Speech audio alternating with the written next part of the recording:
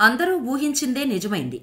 ప్రస్తుతం జ్ఞానవాసి మసీదు నిర్మాణానికి ముందు అక్కడ పెద్ద హిందూ దేవాలయం ఉండేదని, ఆ హిందూ ఆలయాన్ని కూల్చి అక్కడ మసీదు నిర్మించినట్టు ఆర్కియాలజికల్ సర్వే ఆఫ్ ఇండియా సర్వేలో తేలింది. జ్ఞానవాసి మసీదుపై అయోధ్యలాగే దశాబ్దాలుగా వివాదం ఉంది. ఔరంగజేబు హయాంలో కూల్చివేయబడిన ఈ కట్టడాన్ని అయోధ్య, మదర గుళ్లతో పాటు హిందువులకు అప్పగించాలని మతాధిపత్య ధోరణితో కూల్చేయబడిన ఆ కట్టడాలను తమ ఆధ్యాత్మిక, సాంస్కృతిక, ఆత్మాభిమాన సంకేతాలుగా పునర్నిర్మించుకుంటామని హిందూ సమాజం చాన్నాళ్లుగా కోరుతూనే ఉంది. అయోధ్య గురించి మొన్న ప్రాణప్రతిష్ఠ సమయంలో ప్రధాని మోడీ మాట్లాడుతూ అయోధ్య ఒక వివాదం కాదు, సమాధానం అన్నారు. కానీ ఆ సమాధానమే కాశీ, మధుర ఆలయాలపై కరువైందన్న వాదనలు లేకపోలేదు. జ్ఞానవాసి మసీదుకు దాదాపు 100 ఏళ్ల చరిత్ర ఉందని చెబుతుంటారు. దానికి రుజువుగా ఒక ఫోటోని ఆధారంగా చూపిస్తున్నారు. అది 1834లో బ్రిటిష్ అధికారి జేమ్స్ ప్రిన్సెప్ ఈ మసీదును సందర్శించినప్పుడు ఆయన గీసిన చిత్రం. ఆ ఫోటోని క్షుణ్ణంగా పరిశీలిస్తే హిందూ ఆలయాన్ని పోలి ఉన్నట్టు ఉన్నాయి. అప్పటి చిత్రకారుడు సకీ ముస్తాయిద్ ఖాన్ తన మసీర్ ఏ ఆలంగిరిలో ఆలయ కూల్చివేత గురించి ప్రస్తావించారు. అప్పటి చక్రవర్తి ఆజ్ఞ ప్రకారం ఇక్కడున్న కాశీ విశ్వనాథుని ఆలయం కూల్చివేసినట్టు అందులో ఉందని చరిత్రకారులు చెప్పుకొచ్చారు. వారణాసిలో జ్ఞానవాసి మసీదును గతంలో కూలగొట్టిన శివాలయంపై నిర్మించారు అనడానికి 5 కారణాలను బలంగా వినిపిస్తున్నాయి హిందూ సంఘాలు.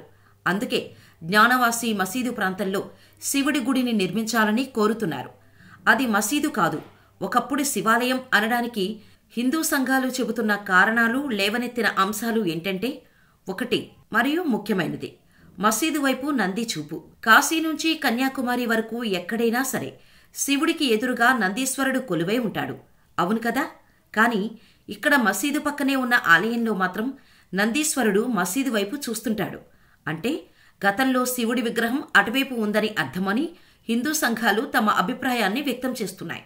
2 మసీదు గోడలపై హిందూ దేవుళ్ల చిత్రాలు. సాధారణంగా మసీదు గోడలపై ఏమీ ఉండవు, కానీ ఇక్కడ మసీదు గోడలను గమనిస్తే హిందూ దేవుళ్ల చిత్రాలు కనిపిస్తుంటాయి. సూర్యుడు, కమలం పువ్వుల గుర్తులు ఇక్కడున్న స్తంభాలపై కనిపిస్తున్నాయి. అంటే దానర్థమేంటి? ఇది నిజంగా ముస్లింల ప్రార్థనా మందిరం మసీదేనా అని హిందూ సంఘాలు ప్రశ్నిస్తున్నాయి. 3 మసీదు ఆవరణలో శివలింగం. మసీదులో శివలింగం ఎవరైనా పెట్టుకుంటారా? కానీ ఇక్కడ ఉంది. దీనిని వాళ్ళు వాటర్ ఫౌంటైన్ అంటున్నారు, కానీ దాని ఆకారం మాత్రం లింగరూపంలోనే ఉంది. ఆ లింగం వైపే నందీశ్వరుడు చూస్తున్నారనేది హిందువుల వాదన. 4 హిందూ ఆలయంలా మసీదు నిర్మాణం. సాధారణంగా మసీదును 4 మినార్లతో కడతారు, కానీ జ్ఞానవాసి మసీదు నిర్మాణంలో మాత్రం స్తంభాలు ఉన్నాయి. అంతేకాకుండా మసీదు వెనుక భాగంలో ఇప్పటికీ గుడి నిర్మాణం పోలినది స్పష్టంగా కనిపిస్తుంది. ఎక్కడైనా మసీదును హిందూ గుడిలా కడతారా అని హిందూ సంఘాలు అనుమానాలు వ్యక్తం చేస్తున్నాయి. 5 బేస్మెంట్లో చారిత్రక ఆధారాలు. ఈ మసీదులో ఓ బేస్మెంట్ ఉంది.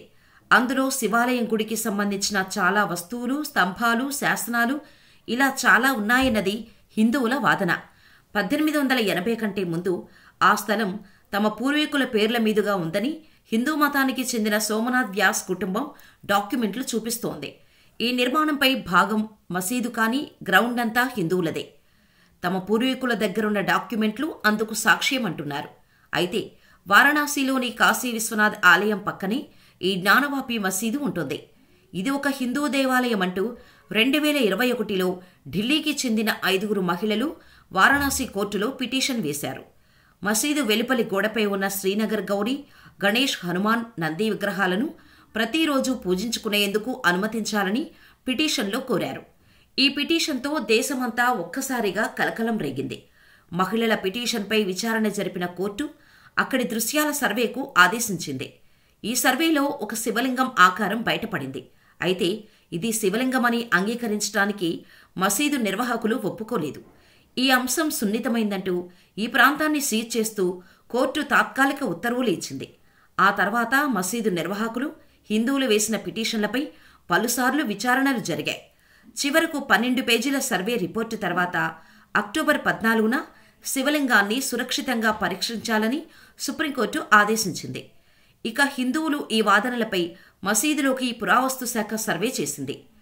వారు ఇచ్చిన రిపోర్టులో మసీదు కింద పెద్ద దివ్యమందిర ఆనవాళ్లను వాళ్లు కనుగొన్నారు. హిందూ దేవుళ్ల విగ్రహాలు, ఇది హిందూ గుడి అని చెప్పేందుకు 32 శాసనాలు కూడా దొరికాయి. అందులో ఒకటి తెలుగులో ఉంది. హిందూ సంస్థల వాదనలకు బలం చేకూర్చేలా archaeological survey of India ASI తన నివేదికను వెల్లడించింది.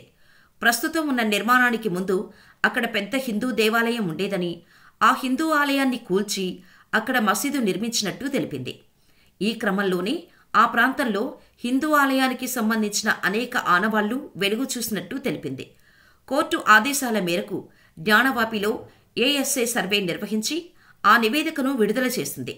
కోర్టు ఆదేశాలతో సర్వే కాపీలను ఈ కేసులోని ఇరుపక్షాలకు అందించింది.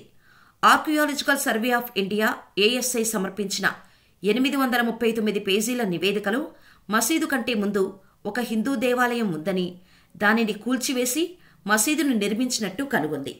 17వ శతాబ్దంలో హిందూ దేవాలయం నిర్మాణాన్ని కూల్చివేసి ఆ శిథిలాలు మసీదు నిర్మాణానికి ఉపయోగించినట్టు ఏఎస్ఐ కనుగొంది. హిందూ దేవతల అవశేషాలు 2 నేలమాళిగల్లో కనుగొనబడ్డాయి. ఏఎస్ఐ నివేదికలో మసీదు యొక్క పశ్చిమ గోడ హిందూ దేవాలయంలో భాగమని కనుగొనబడింది.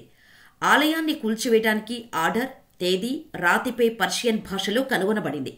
మహాముక్తి మండపం అని రాసిన రాయి కూడా బయటపడింది. ఆలయ స్తంభాలను కొద్దిగా మార్పులు చేసి కొత్త నిర్మాణంలో ఉపయోగించినట్టు ఏఎస్ఐ నివేదిక పేర్కొంది. స్తంభాలపై చెక్కిన చెక్కులను తొలగించే ప్రయత్నం కూడా చేశారు. అటువంటి 32 శాసనాలు కనుగొనబడ్డాయి. ఇవి పురాతన హిందూ దేవాలయానికి చెందినవి. కోర్టు ఆదేశాల మేరకు జ్ఞానవాపి మసీదు ఏఎస్ఐ సర్వే నిర్వహించారు.